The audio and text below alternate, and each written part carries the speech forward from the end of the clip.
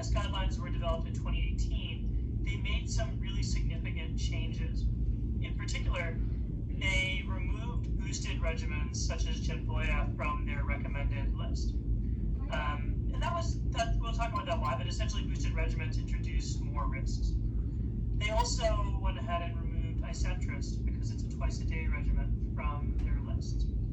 And so what you were left with was something that is actually very, very straightforward. Essentially what this boils down to in 2018 is patients should be started on either Biktarvy or Triumeq.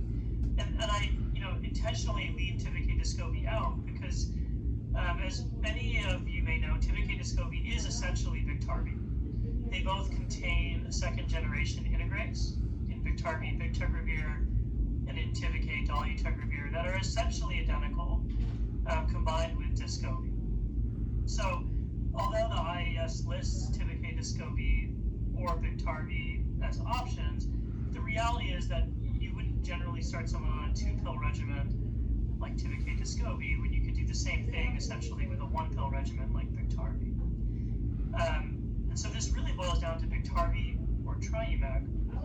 And I'll just point out too that Triumeq as a drug can't be started without an HLA test, which takes 2 to 4 weeks to come back. It wouldn't be available for a new patient at the moment that they would see either the pharmacist here or the provider to start on therapy.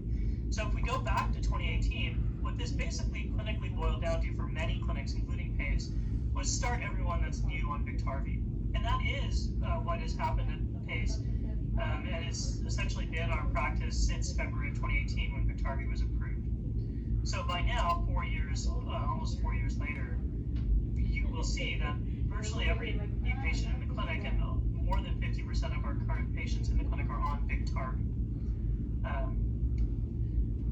So how does this change then with the IAS guidelines released in December of 2020?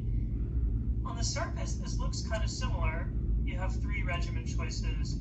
Biktarvy is still there. Tivicay Descovy is still there.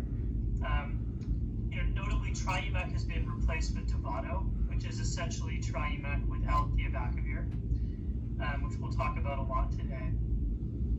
But I think the most important change is actually quite subtle, and that's the addition of Truvada. This is a big change.